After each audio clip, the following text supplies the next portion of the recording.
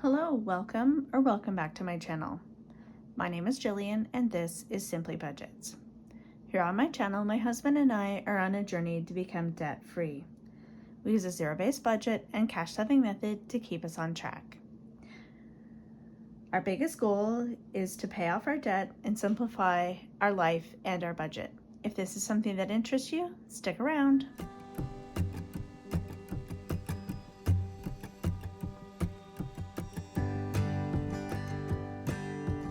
So today I wanted to give you guys a bit of an update on where we are at.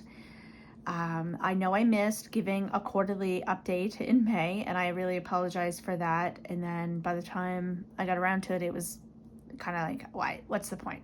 We're going to be August soon. So here we are in August, and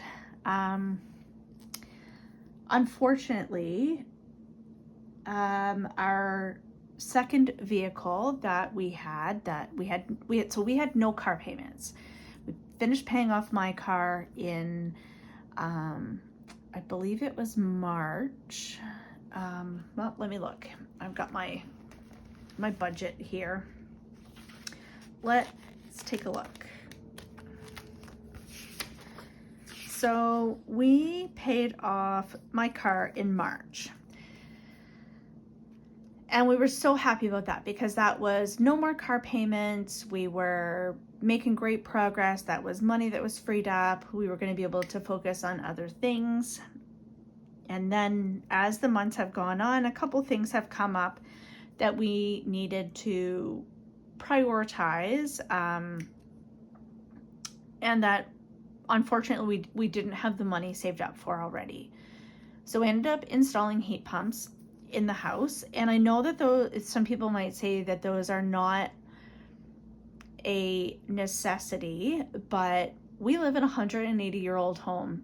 It gets very hot in here. When it was 44 degrees with the humidity index outside, it was 40 degrees inside. And we have two large dogs, and they were really uncomfortable. I work from home. I was uncomfortable. There's only so many clothes you can take off when you do a job that you have to be on like video calls with people all day long. So we talked about it and we decided to invest in installing a heat pump. We did qualify for provincial rebates, but as any government program, the rebates aren't instant, so you have to send it off and they tell you it can take up to 6 months to get that money back. So those heat pumps cost us $9,000. We didn't have $9,000 saved up. We know we're getting back anywhere from $3,500 to $5,500 back. We're not really sure yet. But that still left a couple $1,000s that we would have to be paying for ourselves. Because of our diligence with paying off our line of credit, we did have that money available on our home equity line of credit. And that is where we chose to take it from. So we took the $9,000 off of our line of credit, which meant that increased the total that was there that we were now having to pay. I was okay with that because I'm like, you know what, it's $9,000, we'll be fine, it's all good. And then our second vehicle has started to have some issues. One, it needs a safety inspection, and it needs quite a bit of body work in order to pass that inspection. It's a 2010. It's a 14-year-old Dodge Caravan, and they're known to rust. And so we knew we were going to have to invest a couple $1,000s into doing some body work in order to get it to pass inspection. We had actually just taken it to get a quote on how much it was going, or we had made an appointment. We hadn't taken it. We had made an appointment to take it to find out how much it was going to cost us to actually do the repairs to get it to pass inspection. Before getting to that appointment, we started to smell antifreeze and couldn't figure out where it was coming from because we had just paid for having the repairs done. So we had our mechanic come in and look at it, and the engine is gone. So that left us with one vehicle, and he said that we could drive it. Like, just, he's like, yeah, you can continue to drive it, but you just need to make sure you carry around water with you all the time because, you know, it's leaking antifreeze into the engine. And I was not comfortable with that solution. Neither was my husband. Neither of us are mechanically inclined. It's one thing to say that if you are a mechanic and you have the know-how to like fix your situation if you're in it, but our concern was that is our main vehicle that our dogs, we transport our dogs in, because my car is too small for a 135 pound and an 80 pound dog to fit into the back seat. So we really relied on that vehicle as our mode of transportation for the dogs. And it was comfortable when you're taking it long distances. It was easier to have everybody's stuff in there and the dogs, and they're not on top of each other. So we had to figure out what we were going to do. And we looked around at buying a second-hand vehicle, but our concern was, okay, so we buy a $2,500 vehicle because that's how much money we have in our savings right now, and we clear out our savings and we buy a cheap secondhand vehicle that's only a couple of years newer. We're still looking at buying a 10-year-old vehicle. Who else's problems are we inheriting? And when we went and looked at a couple, they were all rusted, and it didn't sit right with us to buy a vehicle that is probably going to end up having the exact same issues that we're currently facing in a couple years' time. And I know people are going to say, well, it's a couple thousand, you're not incurring any more debt and all this stuff, but I have to look at what is more important: peace of mind, safety, and our time and effort. And I didn't want to be throwing a whole bunch of money at something and not knowing if it was going to be worth our while. So last week we went car shopping and we ended up buying an SUV. And this is where it's difficult for me, because we worked so hard the beginning of the year to pay off debt. We paid off, I think it was $32,000 in debt. And we're now in a worse situation than we were when we started in January, because we ended up buying a vehicle that we ended up financing $35,000 of debt for.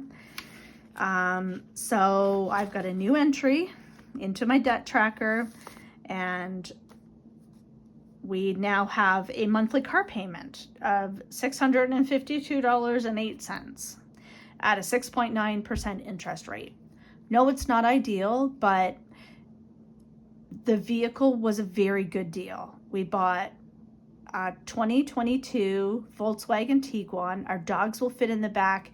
It's got warranty left on it. It was a lease buyback. It only has 32,000 kilometers on it. It's in mint condition, and it's going to last us. Like, we currently have a Volkswagen Jetta as our other vehicle, and that vehicle has had very minimal repairs needed to it. It has been a very reliable vehicle. We decided that we were going to make the commitment to purchase another one. But that means that we've had to look at how we're doing our budgeting. We had been really aggressively, well, not really aggressively, but we had been working towards having our month ahead. We were trying to save $10,000 to have at least 1 month plus a little bit of a buffer in our savings. So unfortunately, we are going to now need to shift our focus from having that, because technically we have a fully funded emergency fund. We have $2,000 sitting in a bank as our emergency fund. We are going to not put as much into that. If we have an extra $10 here and there, we will put it in, but I'm not going to be really aggressively putting any money towards that emergency fund. We're going to leave that $2,000 where it is. It's in a high interest savings account. Let that money grow. now what we're going to do is we are going to continue to focus on putting money into a monthly savings challenge with a goal of an extra $500. Because the good thing with this loan is I made sure when we signed the paperwork that it is an open loan. We can make extra payments at any time. We can pay it off with no penalties. So our focus is going to be on clearing out this extra debt that we have now incurred.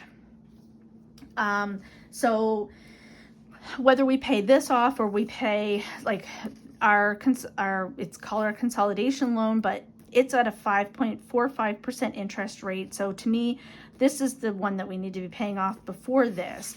But even when you look at it, our line of credit actually has a worse interest rate than our new car that we got.